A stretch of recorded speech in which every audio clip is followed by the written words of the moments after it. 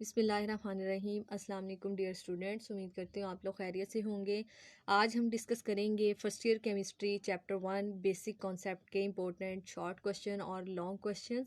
चूँकि चैप्टर 3 का पेयर है फर्स्ट के साथ, यानी फर्स्ट और 3 चैप्टर में से लॉन्ग क्वेश्चन आना है। 3 में से हमारा जो न्यूमेरिकल कवर होना है, जबकि फर्स्ट चैप्टर में से थ्योरेटिकल लॉन्ग क्वेश्चन आना है। तो वो जो है लॉन्ग क्वेश्चन जो इस चैप्टर में इंपॉर्टेंट थे और जो मोस्टली बहावलपुर बोर्ड में जो आए हैं पास पेपर में, तो वो मैंने इस वीडियो के एंड पे डिस्कस की हैं।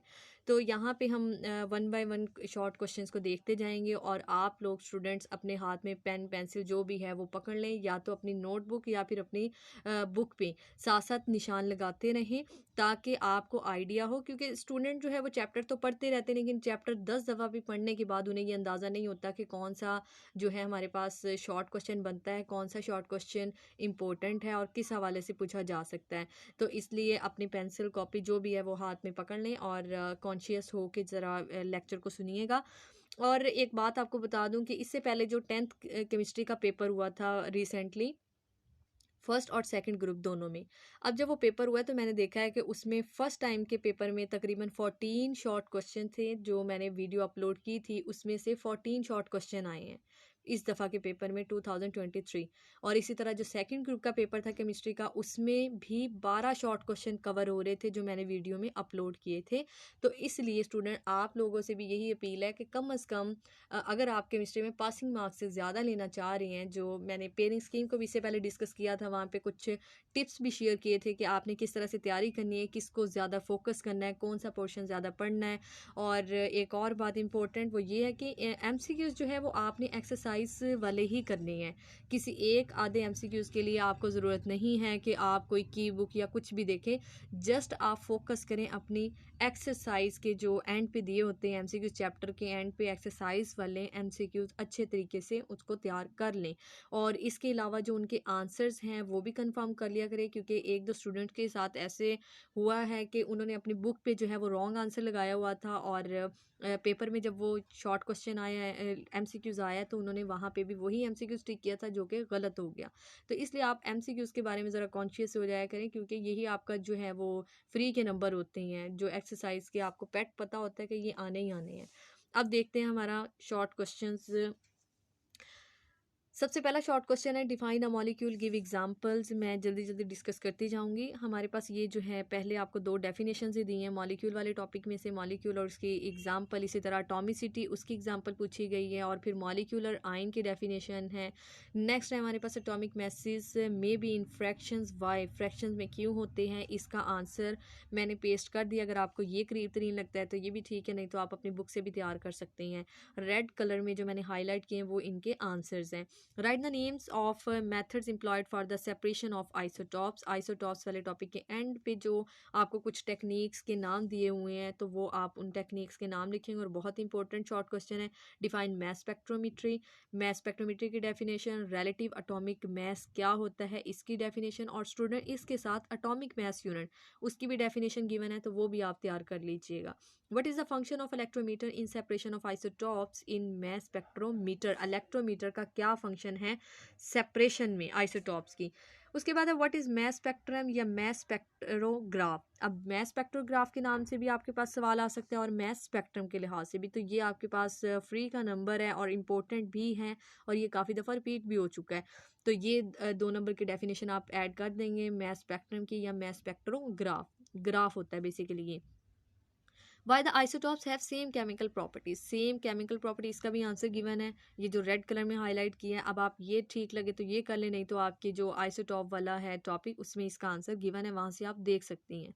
फिर उसके बाद है व्हाट इज़ द, अच्छा ये जो है केमिकल प्रॉपर्टीज 9th क्लास में, तो ये इसका आंसर ये गिवन है कि वो जो है वो डिपेंड करती है केमिकल प्रॉपर्टीज़ इलेक्ट्रॉनिक कॉन्फ़िगरेशन पे।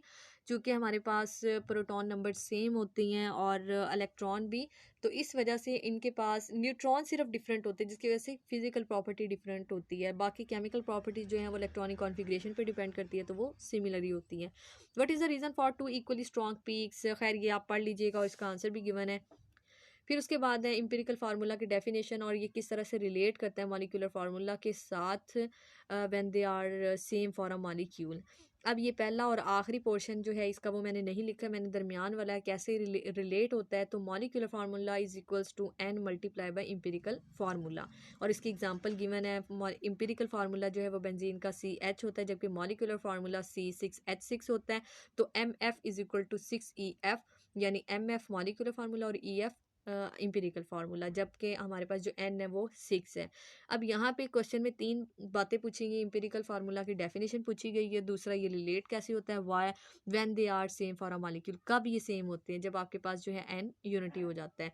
Molecular formula is simple multiple of empirical formula, इसका भी सेम आंसर है जो ऊपर मैंने मेंशन किया वो आप इसमें कर सकते हैं। NaCl हैज़, ये भी आप इसका आंसर देख लेंगे कि ये हम इसके लिए मॉलिक्यूलर मास क्यों नहीं यूज़ करते, ये फार्मूला में ऐसे क्यों यूज़ करते हैं, चूँकि हमें पता है कि NaCl एक आयनिक कंपाउंड है। इसमें जो है वो आयन, अगर positive ion Na positive ion है तो उसको 6 Cl नेगेटिव आयन सराउंड किए होते हैं, इसी तरह उसका उलट होता है। तो जब क्रिस्टल में हमारे पास मॉलिक्यूल हैं ही नहीं, हैं मौजूद ही आइंस है, तो हमारे पास आयनिक कंपाउंड बनता है और उसके लिए हम हमेशा फार्मूला मैस यूज़ करते हैं। Next, what is the percentage of N two in urea, देखें अब ये क्वेश्चन भी आया हुआ है बोर्ड के एग्जाम में, तो ये भी आप देख लेंगे। ये मैंने यहीं पे सॉल्व कर दिया है। What is molar volume, give examples, define gram molar mass, give examples, define Avogadro's number, how does it relate to the masses of chemical substances. उसके बाद है magnesium atom is twice heavier than that of carbon atom, how, इसका आंसर भी given है, चूँकि इसका जो है वो हमारे पास एटॉमिक मास से रिलेटेड है। मैग्नीशियम का डबल टाइम होता है कैल्शियम से, तो इस वजह से वो ट्वाइस हैवियर होता है। What is the number of covalent bonds in 8 gram of CH4, इसका क्वेश्चन आंसर तो मैंने ऐड करना था लेकिन खैर नहीं किया। अब ये आप अपनी बुक से ही देखेंगे। What are stoichiometric amounts, give two examples, stoichiometric amounts क्या होती है, या स्टिशियोमेट्रिक बिल्कुल अमाउंट्स या कंसनट्रेशन आपसे पूछा जा सकता है, इसकी आप एग्जांपल दे देंगे। What do you mean by stoichiometric calculations, calculations कौन सी होती है, ये आपकी बुक में गिवन है टॉपिक। देखिए अब इस तरह से सवाल आया है, तो ये इंपॉर्टेंट है और इसी में से आने के मोस्टली चांसेस होते हैं, बार बार यही क्वेश्चन रिपीट हो रहे होते हैं। Reaction of combustion in atmosphere consumes O2 which is in excess, what is the limiting reactant, यानी ये हमारे पास जो है वो कंबस्शन रिएक्शन है और लिमिटिंग रिएक्टेंट के बारे में पूछा गया है, तो आप ये बुक में गिवन है, इसका आंसर भी आप ईजिली बता सकते हैं। इसी तरह नेक्स्ट हमारे पास वो भी लिमिटिंग रिएक्टेंट का है, और ये आप इक्वेशन के थ्रू इसको बताएंगे, इक्वेशन बना के इनकी लिख के इक्वेशन फिर आप बताएंगे कौन सा लिमिटिंग रिएजेंट है, ये रिएक्टेंट है। अब उसके बाद जो है आपके पास ये नंबर ऑफ एटम से रिलेटेड क्वेश्चन है, इसका आंसर भी गिवन है, चूँकि हमारे पास चाहे इनका मैस जितना भी हो लेकिन सब में नंबर ऑफ पार्टिकल सेम होता है, that is 6.02 multiply 10⁻27। What is limiting reagent, और ये इस स्लाइड पे जो है वो सारे के सारे ही शॉर्ट क्वेश्चन तकरीबन 100% इम्पोर्टेंट है, क्योंकि इनमें से आने के चांसेस 100% ही हैं। यहाँ से हर दफ़ा वो कोई ना कोई क्वेश्चन लेता है। What is limiting reagent, how it helps to control the reaction, किस तरह से रिएक्टेंट को कंट्रोल करता है। Write down steps to calculate the limiting reagent, limiting reagent को कैलकुलेट करने के कौन से स्टेप्स हैं, ये बुक में गिवन है। Concept of limiting reagent is not applicable to reversible reaction, explain it why. Define yield, what is theoretical yield, define actual yield, how does it different from theoretical yield, distinguish between actual and theoretical yield, calculate efficiency of a reaction। तो ये yield की जो efficiency है वो आप देख लेंगे book में, इसके फार्मूले चूँकि ये इजी थे तो इसलिए मैंने इनके आंसर ऐड नहीं किए। What is stoichiometry, give its assumption, mention two important laws which help to perform the stoichiometric calculations. ये हमारे पास जो है ये लॉन्ग क्वेश्चन था, ये यहाँ पे कैसे आया ये मुझे नहीं पता। खैर स्टूडेंट, ये वाला जो स्टिशियोमेट्री वाला है ये लॉन्ग क्वेश्चन है, और इसके अलावा गिव इट्स टू अजम्पशंस, इसकी 2 अजम्पशन आपने बतानी है और 2 लॉज जो कि कौन से है जो हेल्प करते हैं स्टिशियोमेट्रिक कैलकुलेशन में।